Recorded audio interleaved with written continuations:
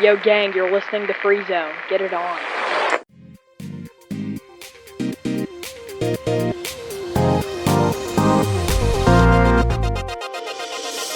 For Free Zone Radio, this is With Honors, the Summer Series.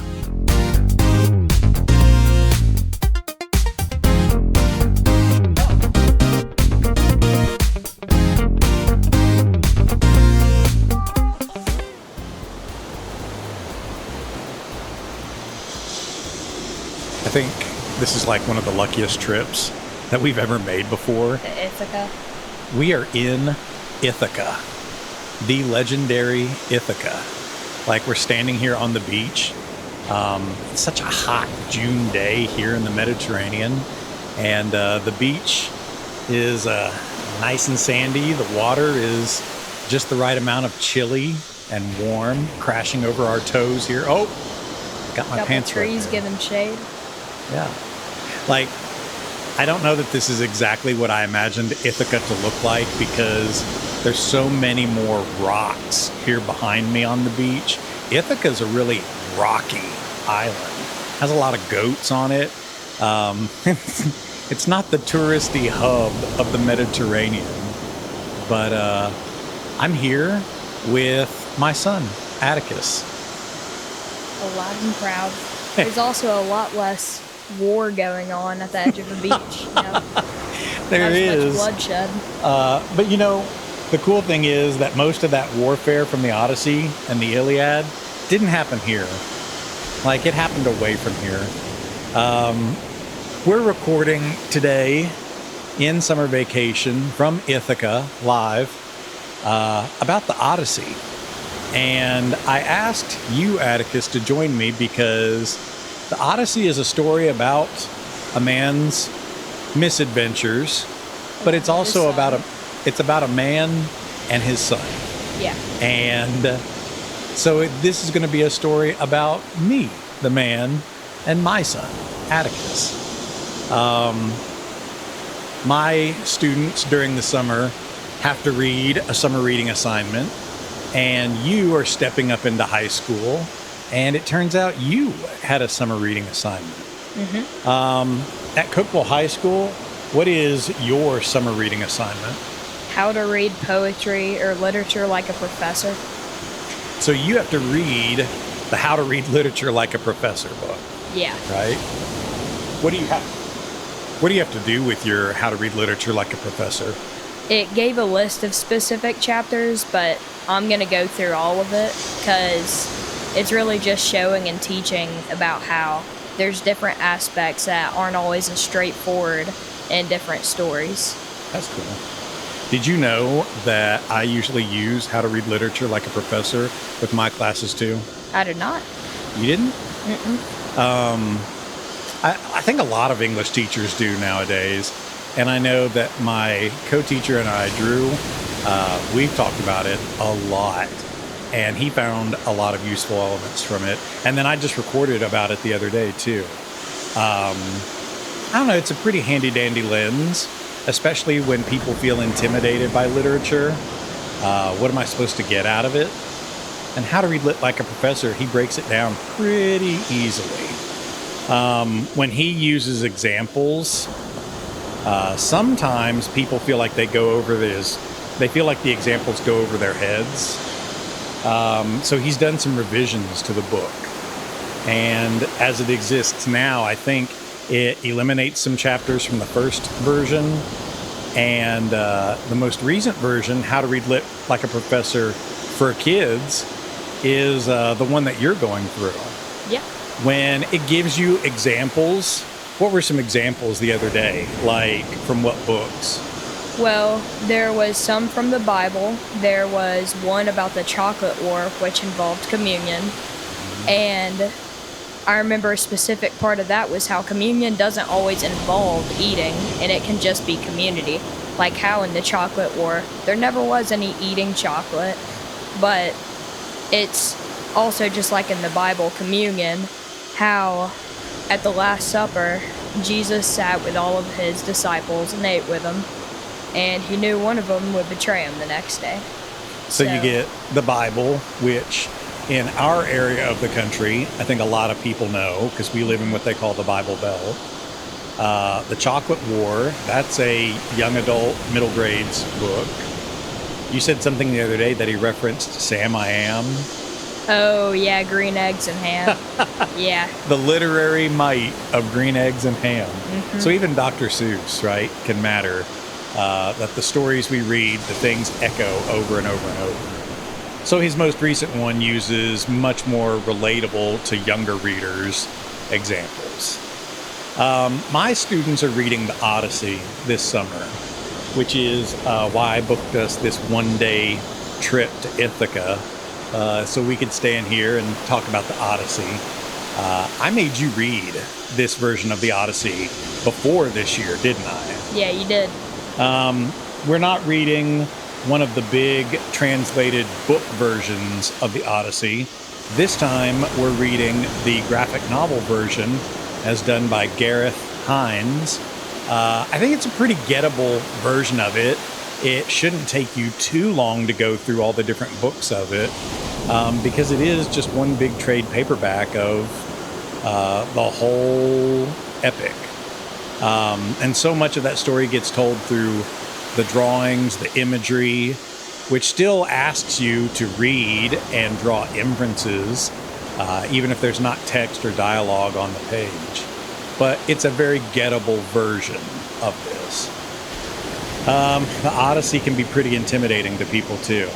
It can be a pretty lofty story sometimes, but my purpose in using it this year is that the Odyssey, heck, the Iliad too, are so foundational to the stories we tell in Western Lit that it just really helps a person to know the Odyssey, to have that foundation, to have that background, so that when you go to read other things, when you go to interact with other stories, you not only have the baseline reference, you have a much more insightful lens for what you're getting yourself into. You read so much more acutely. I think there's also some scenes from How to Read Literature Like a Professor for Kids in the Odyssey, like the hero's journey for Odysseus. You can see that several times, and it just got broke down in several different parts. Well, then today, let's talk about a couple things here. Here, pull up a spot here on this rock right here. I'm gonna try to dig into the sand here and build a sandcastle while we talk about it. You've got a paper with you, so I don't want you to get that wet or anything, but just you can hold it off to the side. Here, I'm gonna dig in the sand here a little bit. So why don't we talk about that today, where we go back through the Odyssey and do a rundown of what happens in the Odyssey. And then let's go through How to Read Lit Like a Professor and think, what are the 10 things a student or a teacher would say that we need to talk about as regards the Odyssey? Mm-hmm. Because you're in training, you're a student coming into the honors classroom, and you need to be able to talk about How to Read Lit Like a Professor, and the Odyssey is a great baseline for that. I need to be able to talk about the Odyssey as the literature professor in the classroom.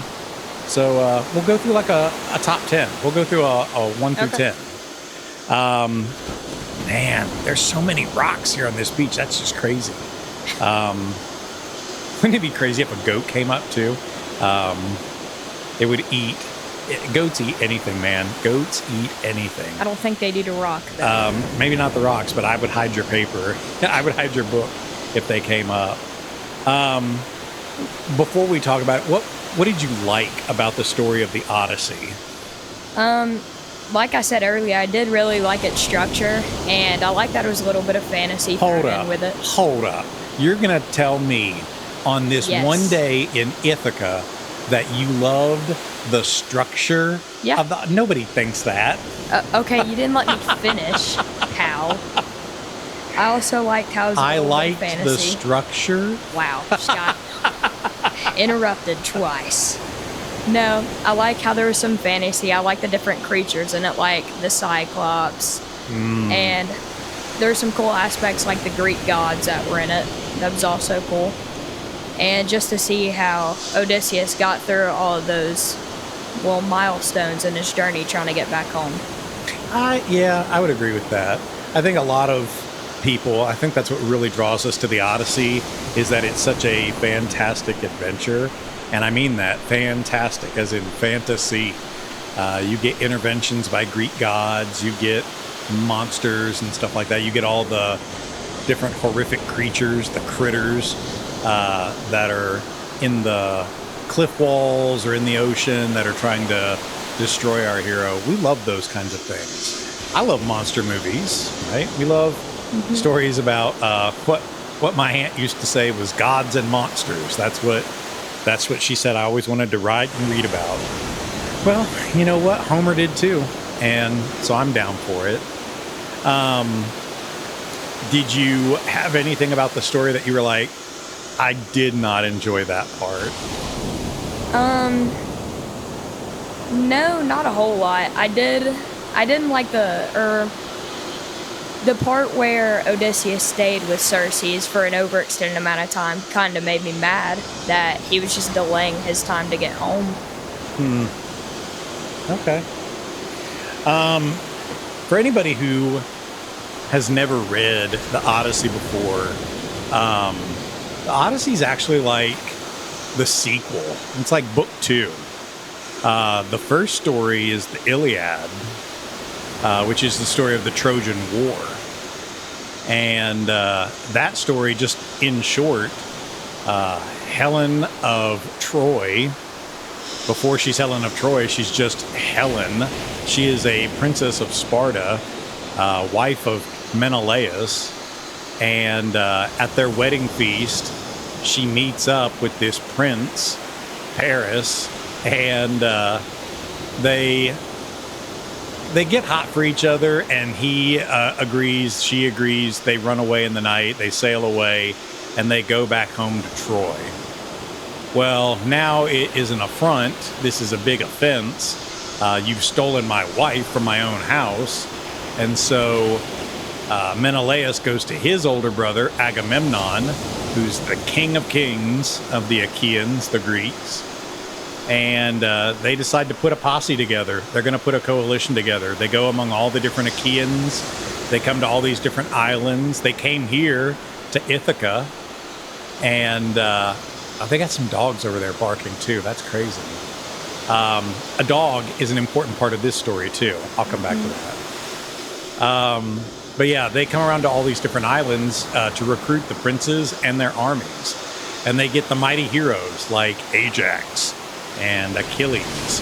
And they even came here to Ithaca to get Odysseus. And Odysseus had his wife Penelope and his baby boy Telemachus and his dog Argus. Argus was just a little pup at the time. And Odysseus, agreed to go on this venture to attack Troy, to besiege Troy and win back Helen. But the city of Troy was surrounded by an almost impenetrable wall, and the Greeks lay sieged for 10 years, 10 long years, on the shores of Troy. And finally, through trickery, Odysseus and his men get into this giant horse, a wooden horse, that the Trojans don't know what it is. They think it's a gift from the gods. So they bring it into the city gates at night, and once everybody's asleep, Odysseus and his men climb out, they open the gates, and all the Achaeans set to pillaging, burning, destroying the city of Troy, and everybody in it. Hence, where we get the idea, beware of Greeks bearing gifts, because you don't know what might be in that gift. Well, that was the Iliad, and the Greek gods showed up so much more in that. They showed up on the battlefield, they would take sides, and it's like different gods favored different heroes and sides. But now the war is over, and all the Achaeans have to sail back home. The problem is Odysseus gets waylaid. He never made it back home. And so now it's been practically 10 more years. It's been so long that we're just almost certain Odysseus is dead. And that's how the Odyssey begins. You start off with Athena, who is Odysseus's patron goddess. Like, he is her favorite hero.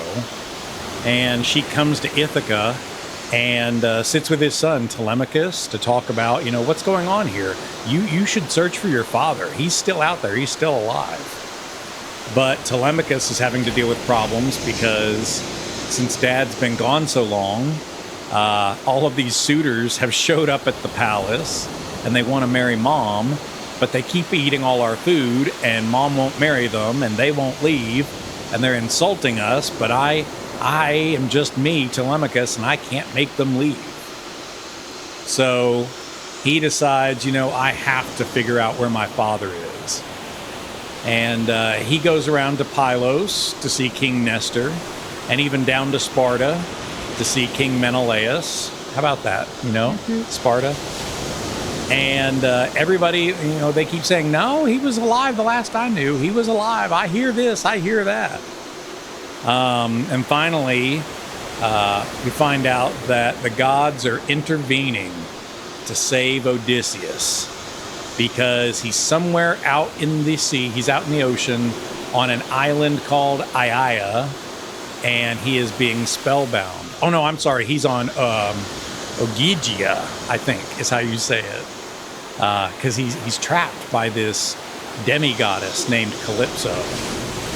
And he's been stranded there for years, and now he gets to leave. He makes his way to Phaeacia, and that's where we find out, Odysseus, what have you been up to all these years? Well, he and his men left Troy, but they started running into all these different problems. They met, I don't know how we would say it in English, if it's Chicones or Kikones. I think it's Kikones. But he meets these people who are all the time just lounging around in the sun, and they eat from the lotus, and they are all just so happy and content to just sit and I don't know, just kind of be high all the time is what they are, the lotus eaters. And it may be fun, but at the same time, Odysseus knows this is a death trip. You're never, ever, ever going to leave. You are going to be in a waking dream for the rest of your life. But they leave there only to go to an island where they are trapped by the Cyclops.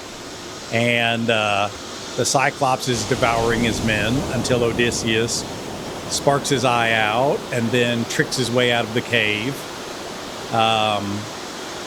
Once they get past that, the Cyclops prays for his father god, Poseidon, to bring vengeance down Odysseus. And then they get into all these other islands, like where the winds are, or the Lastrygonians, the giant cannibals.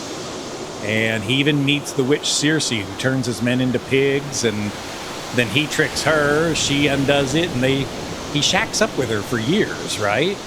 For a year.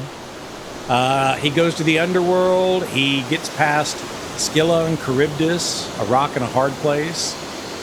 This and that, until finally, it's just Odysseus that's left. And he is a man of constant sorrows who finally comes home to Ithaca here, but he's so old and changed that nobody even recognizes him anymore. Which allows him to sneak into the castle and undo the suitors and reveal himself to his dog and his wife, and in a kind of way live happily ever after. I mean, maybe. I know, that was a lot of yapping. Here I am just building the sandcastle. Yeah, that was a lot of yapping. It's like building up to a high point. Well, why don't we... Here, I'm just going to work on my sandcastle. Let's go through these and just do point number 1 and so on.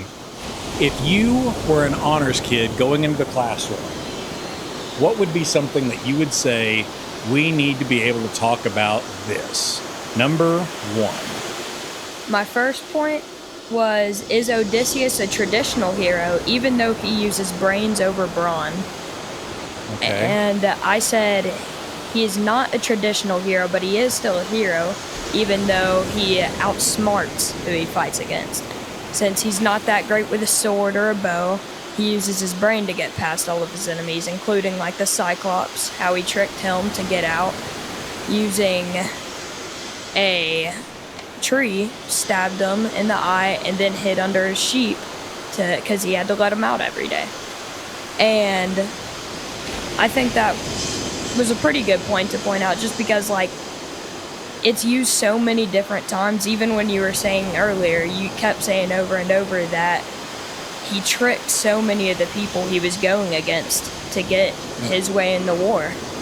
And just like how against Cersei, she was turning all of his men into pigs, and he got a potion and he took it, and he could not have been turned into a pig, yet he still decided to live with her for way over his stay. And I think that was a good, pretty option for number one. You don't think he's a traditional hero? You think he's an unconventional hero? Yeah. What do you think a traditional hero should be like? Like, a traditional hero, I feel like a good choice would be Hercules, maybe. Why? Why is he so much more traditional? Because he's all about strength and fighting opponents with a sword and a shield instead of using his brain to get through anybody. So, like, well, then what makes a traditional hero so traditional? Are heroes supposed to be, strong warriors? Like, is that what you're thinking? Not necessarily. It's just something you find more common when somebody's portrayed as a hero. But Odysseus is strong, and he is a warrior, right? He is. That's just not how he usually fights. He is the thinker. Yeah, he's a trickster figure. And I know I'm somebody who teaches archetypes, which are these universal symbols. You get characters who can be recognized in all cultures. You get seasons and places and items. They're all archetypal because no matter where you are in the world, people are people are people. And we all know that a young blade of grass means new growth, that kind of thing. Well, the trickster figure is usually not always so heroic. Because they're not fighting you face to face. They're having to be sly and cunning, like a fox or something like that. Well, that's Odysseus. He's the cunning fox, you know? He's like the sly one who has to sneak his way around. So maybe he's not always so traditional in that way. Would you rather be strong like Ajax? Would you rather be like a great warrior like Achilles or Hector? Or would you rather be like clever like Odysseus? What would Atticus want? I think I'd rather be an Achilles. An Achilles? Why? I don't know. I just would rather prefer go up face to face against somebody than break them behind a screen or something like that. I think I want to be an Odysseus though. I think I want to be the Odysseus who thinks my way through these problems, and I have the alternate solutions that I may not be able to win every fight hand to hand, but if I think my way through it like Sun Tzu teaches me in The Art of War, then I should be prepared. Well, I'm going to do my first one then. If I'm thinking, okay, what are top 10 things we should be able to teach about, talk about, write about in the classroom? My number one from How to Read Lit is that it's Greek to me. Foster does this whole chapter about how so many of our references and stories, characters, all of these things go back to Greek myth. And we are Americans, or some of our listeners might be in England or Scotland or wherever, but that doesn't mean that we're not Westerners. We are all the inheritors of a civilization that was rooted in the Mediterranean, in Europe. So in the western half of the globe. And that literature, those histories, that culture is still like who we are. I always tell kids in class that when we have senior English, it's supposed to be all British literature. Why do we make American kids have to study British lit? Well, one, because Americans, I think, are pretty stuck up, or I shouldn't say that. One, I think, is because Americans are so focused that they think everything's about America. But really, we came from the British, who colonized our continent, and the British come from, and so on and so on. So it's not unlike being in the classroom and wondering, why does that kid act that way? You know, you can ask him, like, why does that kid act that way? But sometimes you sit down and you meet the parents and you go, that's why he acts that way. You meet the parents and suddenly all questions are answered. We are, in part, who we are because of the people who raised us. And we are, as a culture, in part, who we are because of the culture that begat us. So if you ever look at a story and you're like, oh man, this guy's a really clever thinker and whatnot, he's always like getting his way out of problems and stuff. He may not be a great warrior, but he's a pretty sly, clever trickster. That's Odysseus. Or if you ever see like this really big guy that they're having a fight with and he's got an eye patch on his eye or something, maybe it's not just an eye patch. Maybe there's a reason why that big guy only had the one eye in his head. It's because he's like a cyclops, you know? Mm-hmm. There's a lot of times we have these Greek references. So whether you like Percy Jackson and the Lightning Thief, or whether you like, any of these other things, a lot of times it's because of where we get them in our Greek myths. Yep. All right. I like this foundation here. I'm going to see if there's a shell over here too. Oh, all right. Point number 2. Okay, point number 2. This is one of the biggest ones in the book, in my opinion, is temptation. With the first point being that Odysseus was tempted to stay with the witch Circe much longer than he was supposed to, which delayed his time at home. There was sirens in the book, which tempted him with their beautiful voices, luring him to go over to them. And then another temptation, which really bound them down, was, I don't remember which gods they were, but the perfect, golden, and healthy cows that the men ate. Oh, yeah. And what god was it again? Helios. Helios. So he's the sun god. Helios cursed them for eating his cows, even though he warned Odysseus. And Odysseus fell to sleep and forgot to warn his men not to touch them. So that was my point number 2. Oh, yeah. Temptation's a big thing. Hey, temptation's pretty universal, too. Yeah. So far, everything we're talking about, it's like, it's not just about Odysseus and the Greeks. It's about everybody. It's about me and you. Yeah, real world. And if we're talking about people who live in the Bible Belt, don't we hear every week at church, or every time we get together, don't we hear all the time about sin and temptation? Mm-hmm. Amen. Sin and temptation. But that's a universal human experience too, to be tempted by something. And I think it's kind of like a quality control kind of thing. If the hero's being tempted, or if you are being tempted, well, it's a test. Are you going to fall for it, or are you going to succeed and avoid it? And even if you fall for it, well, you're not completely undone yet, but how are you going to undo this mess and move on? Temptation is a big one. Boy, there's a lot of his trials in this are temptations, and not just Circe or Calypso. You mentioned the cattle of the sun. That was a big one. Even getting past Scylla and Charybdis, because Scylla reaches out from the cliffs and Charybdis is over there in the whirlpool. And what if we just didn't go that way? Or what if we just tried to go slower? Or what if we tried? Well, those are temptations. Mm-hmm. And the answer is sometimes you just got to go through with something. You got to get it done. You can't avoid it. You can't slow poke it. You can't look for shortcuts because they aren't going to win it. My point number 2 was a different chapter. I went with every trip is a quest, except when it's not. Because that's one of the first ones in our book. And It really is the whole archetypal message of every story, that we're all on some sort of quest. Even when it doesn't seem to be that way, or even when it's not the stated goal or whatnot. Odysseus in the Iliad went on a quest. He joined up with Agamemnon, they sailed to Troy, and the whole thing was fight the war, win back Helen.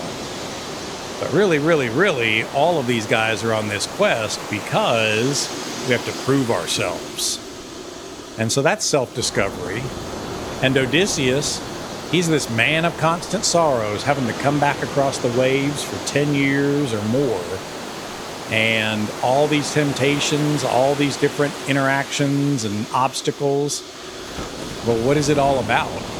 Well, it's not just get back home. Home is more than a building. Home is more than this rocky island we're sitting on right here. Home is family. Home is who you aim to be. And I like that too. Even at the end, when he does get back home, he's so remarkably changed that people don't recognize him. And even his own wife at first is like, I'm not accepting you yet. I know you've proven you can restring the bow. I know you've proven yourself to attack the suitors. I know the dog sniffed at you and seemed to recognize you, but I can't trust it's really you until he does something else to demonstrate it. And then it's like, oh, you really know the secret. You really are who you say you are. So it's all about self-discovery. All right, you ready? I am. Number 3. Okay, this one wasn't a huge part of the story, but I had Telemachus's coming of age and how he had to work against all of the suitors, drinking his father's wine and eating his food, and them always trying to rub up against his own mom. How he called the first meeting since Odysseus left whenever he was just a baby, so about 15 years maybe, and had a meeting with all the councilmen talking about how he wants to get these suitors out of his house. And along with that, he even went because Athena came to him and talked to him about his father might still be alive and that he should go check on that. He went to 2 different kings, and that just shows that he really grew up and is becoming like Odysseus throughout the story. Yeah. Hey, you're coming of age too. You just had a birthday, right? Yep, turning 14. And then you're also going into high school, and you're playing on a football team, and you're going through all these different rites of passage too. That's something that everybody goes through. Here we are, another archetypal experience that you are going through. Initiation. That's something I always teach in the fall of sophomore year, is that initiation. We talk about these stories about how people are passing the torch, like one generation to the next, or having to grow and discover who you really are as a person. What are the rules of the world that we don't always speak out loud, we don't always write down, but you got to learn this is how the world really works. And Telemachus, man, he's been a boy this whole time while his father's been gone, and he's old enough, but he's still a boy, while these other men are in his father's house, eating his father's food, sleeping in his father's house, craving his father's wife. Like, Telemachus has to quit being a boy, and he has to be a man, right? Mm-hmm. So why doesn't he just run him out that first day when he's like, all right, I'm a man, run him out? Because he was starting to grow up. He wasn't fully there yet. And also, I don't think Telemachus is taking on 30 suitors by himself. Did you ever watch that cartoon, The Lion King? Did we ever show you that? I don't think so. Oh, man. You only ever watched the live action one, the garbage Lion King live action. Oh, man. You all only liked the live action Aladdin, too. That's horrible. It was better. The cartoon of The Lion King, little Simba is working on one day being king, and he's got to work on developing his roar. And so he pounces and goes, "Rawr!" And it's like, that's not a roar. But it's not until later when he's gone, has to go through all his trials and tribulations, and then he comes back and he roars because he's become a man, and now he's a force to be reckoned with. Telemachus is still just a boy. I know he's trying to be a man, and he knows what he has to do next, but he's not quite there yet. But he's got to be on the path to becoming a man. I also tell my student teachers that too, because it's really intimidating to be in the front of a class of all these students here. And even though you're the grown adult and they're a bunch of 15-year-olds or 18-year-olds, you know, it could be real scary to get up in front of them and command attention. But at some point, you find your teacher voice. At some point, the lion finds his roar. I guess Telemachus finds his manly voice at some point. My number 3 was something you brought up before, acts of communion. Oh. Because in How to Read Lit Like a Professor, he talks about how anytime there's characters sitting together eating, or sitting together drinking, or sharing a snack, or passing a bottle of water back and forth, or a cup of wine or something, hint, hint, wink, wink, it's probably an act of communion. Yeah. And just like in the Lord's Supper, we drink from this in remembrance of Christ. So this act of sipping the grape juice or this act of eating the cracker brings us together as one family, right? There's so many times in this Odyssey that characters are sitting and eating together. Like when Telemachus goes sailing around from Pylos to Sparta and here and there. Every time he arrives somewhere, they're like, oh, I don't know, but come on in. Let's get you something to eat and drink. Let's get your shoes off. Here, come on in. But so often, I noticed there was a strange detail to it. The hospitality is guaranteed. The hospitality it's like what we think about Southern hospitality. You just expect it. Yeah. You just treat people that way because they're your company. And if somebody shows up and they're like, hey, I'm lost, you show me? Yeah, come on over. You want a drink? Come on in. You know, you bring them over and you are hospitable to them because that's the thing we're supposed to do. But in the Odyssey, not only are they hospitable, they also say, after we eat and drink, we'll talk about who you are and what you're up to. They offer you hospitality and don't even know who you are. Don't even want to know who you are yet. They'll get to that later. And I wonder why they wait. I wonder why the rule is, or maybe it's not a rule, maybe it's just a detail, but I wonder why the rule is to wait until after we eat. Maybe knowing who you are would get in the way of our digestion. Maybe it would get in the way of us enjoying this meal. If it's like, oh, you're that guy. I don't know. Maybe it would make you an unwelcome guest, and that would look bad on me for refusing you. I don't know. But the act of communion is so important. They may be a bunch of different islands and a bunch of different little kingdoms, but we are all one hospitable race. And golly, I think the world needs a lot more of that hospitality right now. We need to be a lot less, get out of my country. And we need to be a lot more charitable and welcoming and hospitable to people. That's what Americans should be like. All right, you ready? Number ready. 4. Okay. I have epic journey structure, how you always have different parts of a story that need it to be an epic. Like, you have your main character, Odysseus. You have his journey going through all of these trials and tribulations trying to get back home. And it's set up just like every other type of story, just like how I got made fun of earlier for saying I like the structure. But all in all, it's just how it's all put together. And it's an epic journey structure. I'm looking through my list real quick. Trying to find something that matches as good as mine. Yeah. Yeah. Well, no, I got so busy with this sandcastle right here. like halfway done. This is so cool. Good. This sandcastle is turning out to be so cool. Yeah, mine I picked was the chapter, Now Where Have I Seen Her Before? Because every hero after the Odyssey, I swear, I think they owe Homer a debt. Because you get heroes like Frodo and King Arthur and Luke Skywalker and Harry Potter. But man, oh man, they all tend to follow like the same kind of type. And then you also get other characters like Penelope, who is like this recurring literary type of figure.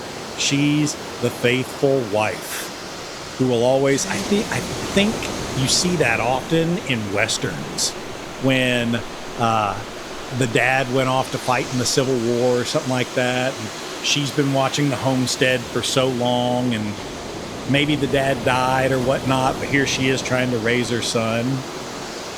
Is that how it happened? It's been forever since I've seen this. But in the Disney movie Old Yeller, isn't that how it happened? I have never seen Old Yeller. Oh, man. I'm about to ruin your childhood. I'm about to ruin your youth. We're going to watch Old Yeller, and you're going to... it's going to get you. This is going to be good. Yeah, like so often it's like the mom is having to be the single parent of the homestead and raise the boy, and here he's got this loyal dog, but she's having trouble doing it on her own. She's holding this thing together with her fingertips, and here comes somebody. Well, that's Penelope, from the Odyssey. She's like the person who's keeping civilization together while there's chaos everywhere else. Yeah. So I think it's really important for us to always ask that question. Now, where have I seen this person before? What character does that remind me of? And man, I always tell my students that too. If we're going to be in the classroom and we're talking about stuff, or you're going to be reading for our assignment, always be jotting down, who does this remind me of? Why am I reminded of this? This makes me think of blank over and over and over. Because man, that's so important. That's really what education is making connections outside the classroom, not being able to answer these test questions. All right, here we go, buddy. Halfway through. Number 5. Well, you just stole mine, but mine's a lot more general. It's loyalty. And we do see that with Penelope's loyalty to Odysseus, but since you talked about that, we have Telemachus being loyal to Odysseus, not following along and still acting like a child along with the suitors. We have Athena being loyal to Odysseus and going to his son, talking about him. And it's a couple different structures of loyalty in different ways, but overall we do see a lot of loyalty in this story. Yeah. Mine was, if you think I'm stealing from you, or if you were stealing from me or whatever, well, I'm stealing from you. Mine was, when in doubt, it's from the Bible. Because you mentioned the Bible before, and that was mine here too. Because it's like, Homer did not know the Judeo-Christian Bible. He did not know the Torah. He did not know any of that, right? The whole timeline doesn't line up. But humans are humans, so really our stories echo and overlap each other. And Odysseus may not be a Christian story, but at the same time, His Christian aspects. Odysseus is told by a Christian society, and so we can't help but see parallels to our own faith, right? Mm-hmm. You brought up temptation. Boy, there's so many temptation narratives in here. Sin and wickedness having to be punished, and that the wages of sin are often death, and that happens to so many of his crew members left and right. And it's a story about exile and homecoming too. Odysseus has been gone more than 10 years, and he's always on the search to try to find his way back home. Well, that's like the Israelites being driven out, and are we ever going to find our homeland again? Are we going to stay forever captive to Pharaoh? When, oh Lord, do we get to go back home? Well, that's like Odysseus and his men too. And if you think, I just said the whole, where have I seen her before? if you think about those scenes of him and Calypso on the island, or him and Circe on her island, so often the woman is like a spell charmer, keeping him there against his will. But really, is he against his will? It is told in a way that makes it look like the woman is spellbinding him on this beautiful garden island. Man and woman in a garden, eating of the fruit, she deceiving him in this story told by a man to a society of men. Well, where have I seen that before? That's Adam and Eve in the garden. Mm-hmm. So over and over and over, I think the Bible absolutely parallels this story too.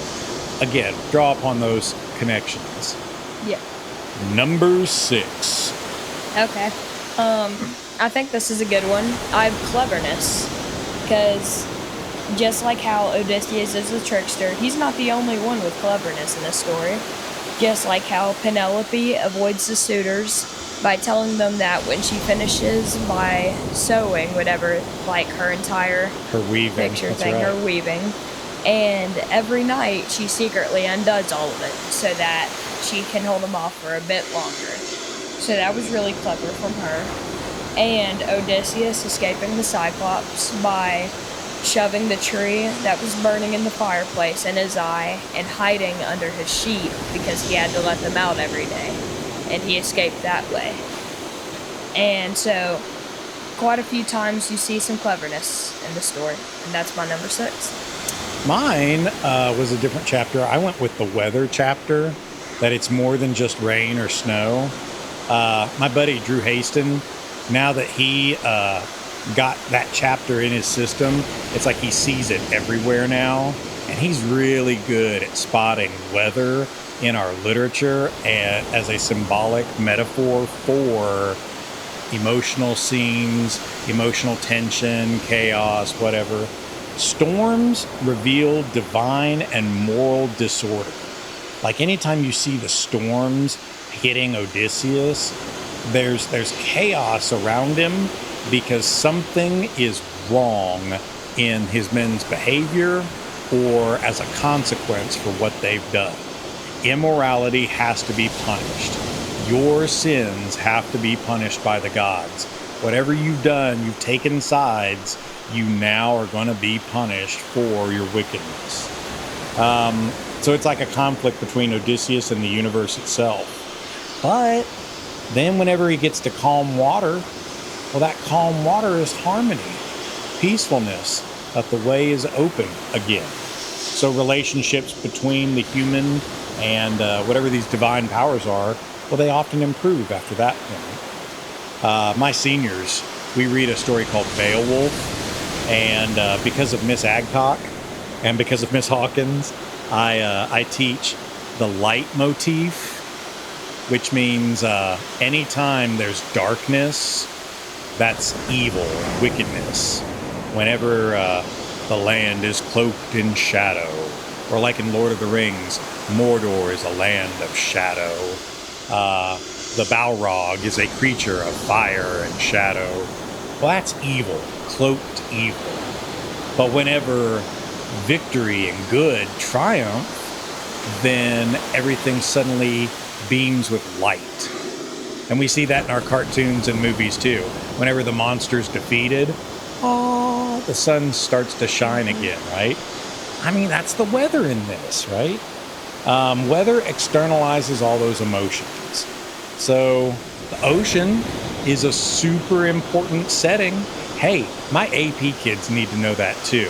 They have to be able to write about how setting contributes to character and plot and meaning. Well, think about the setting for Odysseus. It's the ocean.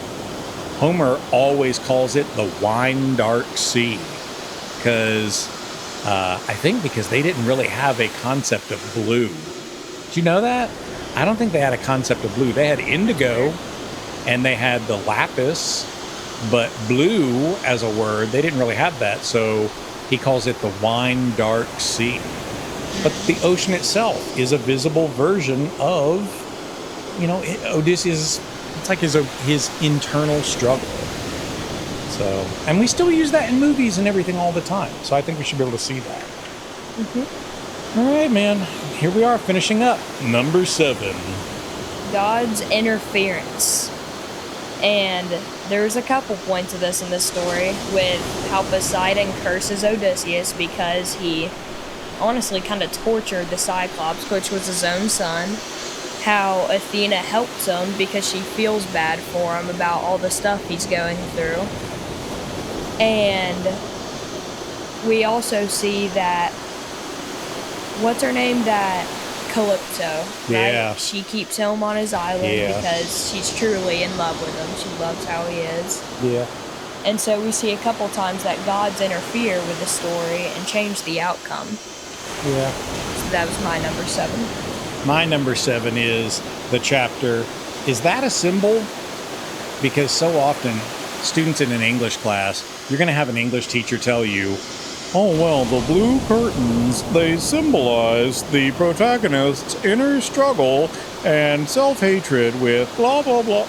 And you're like, come on, how do you know that's true? Yeah, but how do you know that's what the author meant?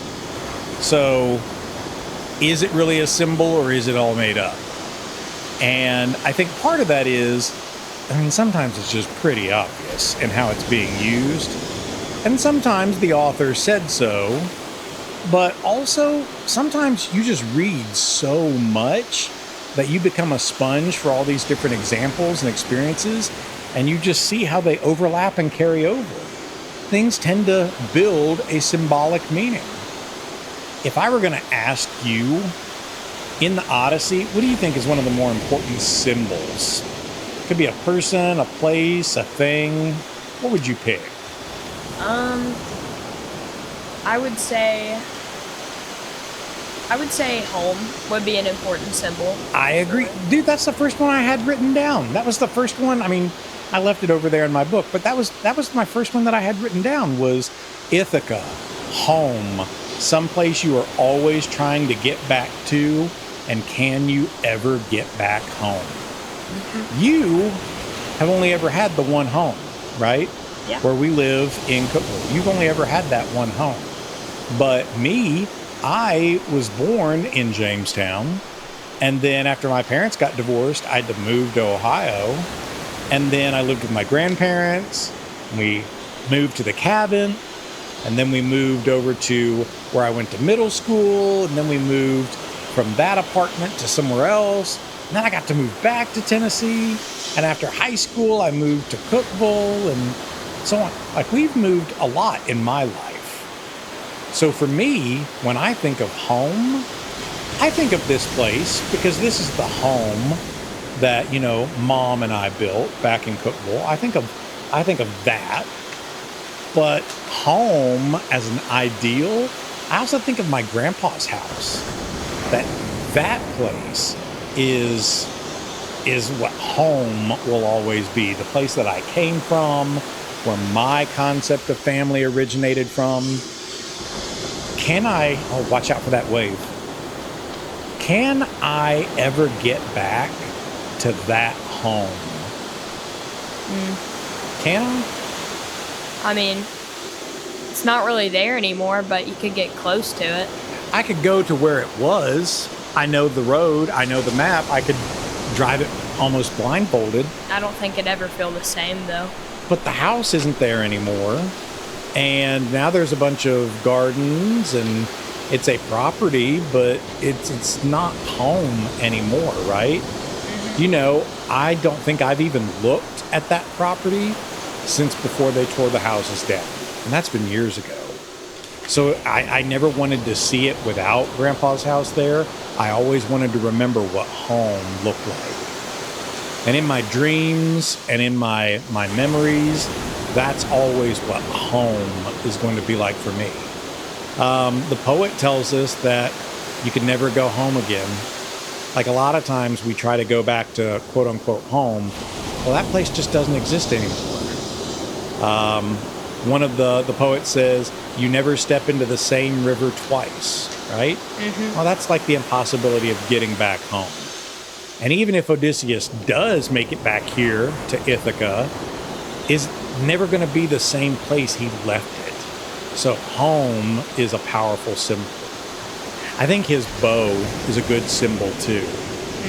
And I think the island as a geographical spot, I think that's probably a good symbol too.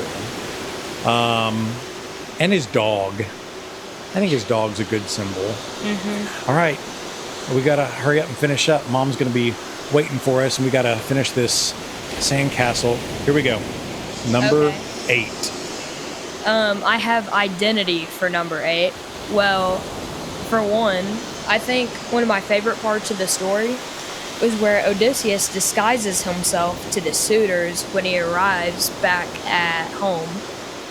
And it's really about concealing himself to see what's going on and challenging them before he reveals himself and lets them, he makes them pay for hitting on his wife forever. He's been gone. Yeah, he does. He does. I have identity for number 8, and I think it really was it was a crucial part of the story to see him act how he did whenever he finally arrived home, and he completely changed how he looked. But yeah. My number 8 was the chapter about Christ-like figures. And again, Homer, as a poet, predates Christ in the Holy Land, but still, Christ-like figures are not literally Jesus Christ. They're an archetypal character. They're a symbolic role. So whether you ever knew Jesus or not, you can still behave in the way of a Christ-like figure. Odysseus descends into the underworld and comes back. I mean, Beowulf does the same thing, and that's a character who originally would not have come from a culture that knew of Christ. Christ is crucified and has victory over death and comes back resurrected. Well, Odysseus must go into the underworld and talk to Tiresias and the other shades to find out, by the worst meaning the worst, how do I get back home? Can I ever achieve this? And so then he comes back with his answers. But Christ forgives, right? Christ-like figures are supposed to be innocent in a way. They're supposed to typically be good, maybe not always.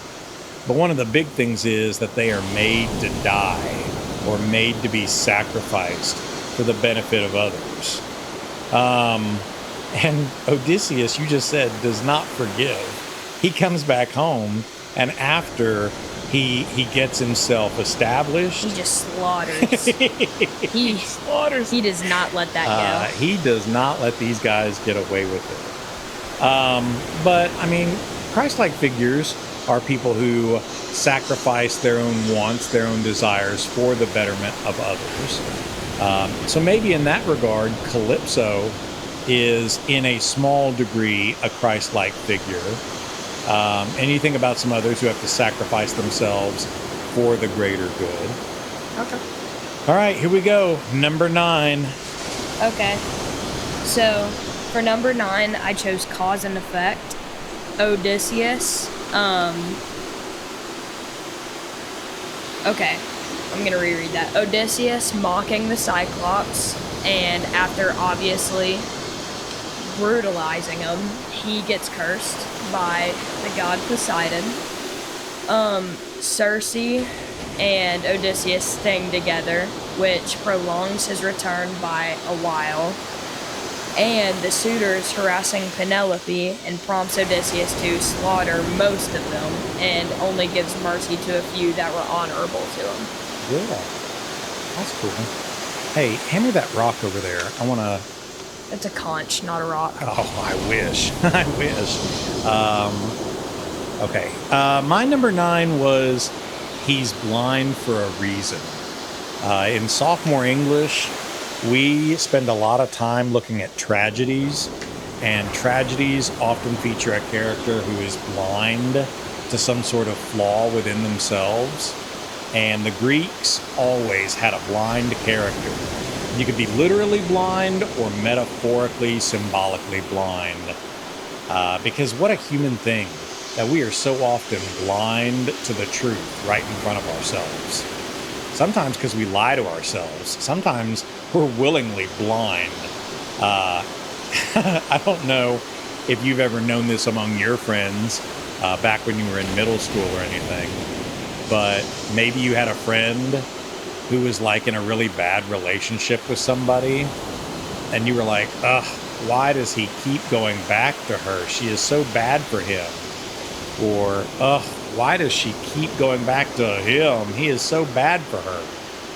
Well, so often it's because we're blind to the truth right in front of us. We don't want to see that that person's bad for us because we don't want to believe it. Mm-hmm. And you have a lot of blind characters in this. You've got the old blind prophet, Tiresias, who's now in the underworld.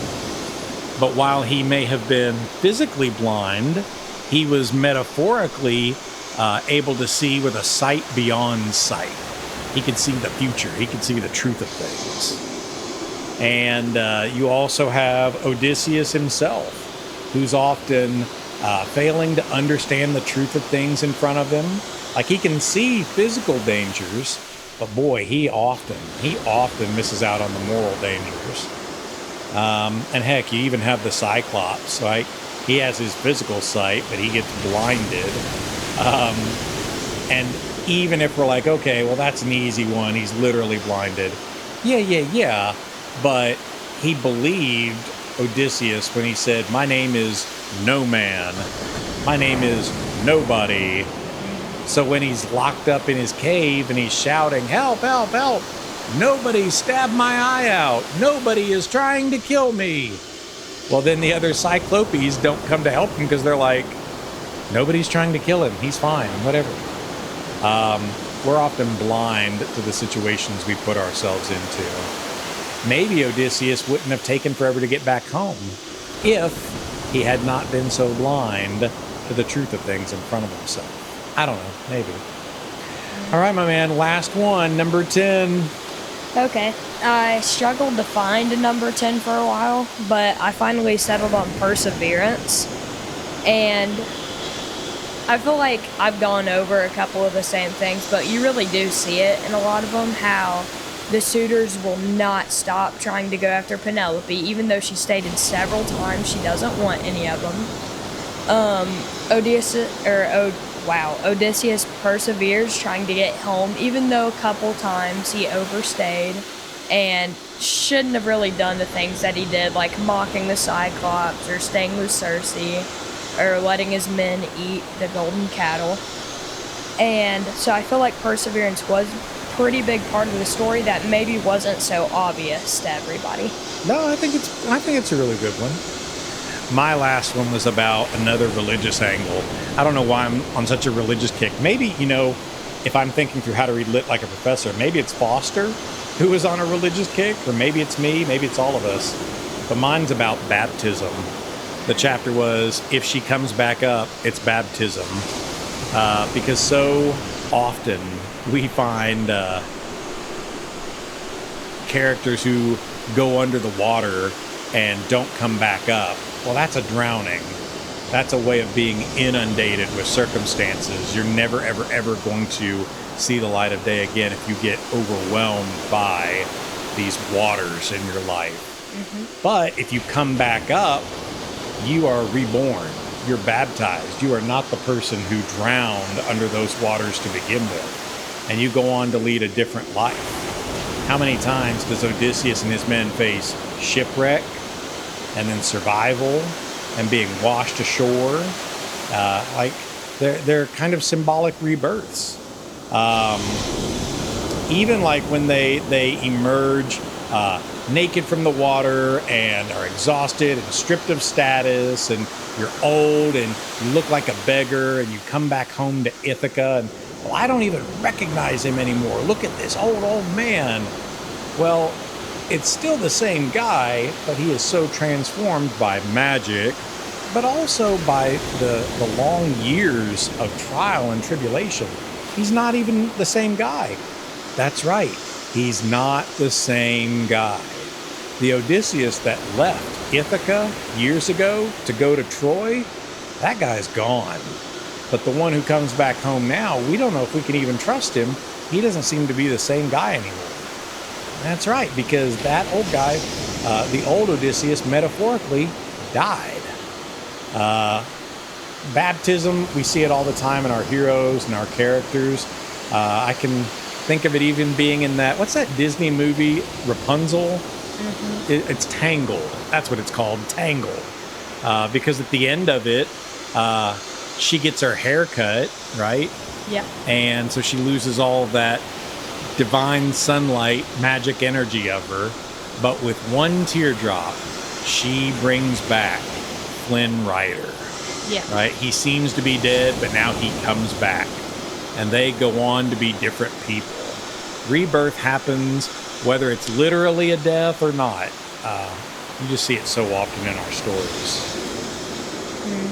Well, my sandcastle, I think, is done, King. I wonder, I don't know, Odysseus, I wonder if this is the kind of home he was looking for. It's a miniature one. I'm really glad we got to spend a day here at Ithaca and make this trip. I also am really proud of you, my son, my boy. Here I came back home and found my boy holding down the fort, doing his best, reading his how to read literature like a professor. Wow. He's holding up the kingdom. Top 10 English teacher sayings. Oh, yeah. Top 10 English teacher. I appreciate that. Okay, yeah. No, that got said. Take it and run No, with it. it's on the books. Yep. That got said. There's no take backsies now. All right. I'm going to stand up. Let's go find your mom, Penelope, and let's make sure there's no suitors waiting back at home, too. You can only hope.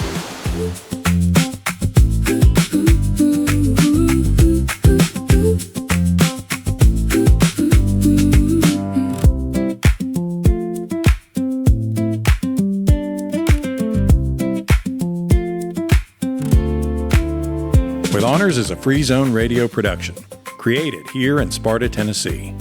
Thanks for spending your summer with us on the radio. If you enjoyed this content, please give us a like, share the link with someone you know, or give us a 5-star rating, and hit that subscribe button for more. Word of mouth might be the best advertising, but clicking like and subscribe really does help keep us afloat and visible in all the platforms. And we want to keep working to bring you even more episodes next season. Stick with us for the big summer read of 2026, The Lord of the Rings. We're taking the book chunk by chunk, volume by volume this summer, starting with The Fellowship of the Ring. Read along with us. Send us all your thoughts and questions, and let us know if you want to be on the show too. And go listen to this week's episodes from our other show, Second Stage, and our brother podcast, A Dead Man's Books. They make for great listening while you're tanning by the pool, or mowing the yard, or driving on that 8-hour family trip. You can find all our shows here on YouTube, Apple Podcasts, Spotify, wherever you listen to great content.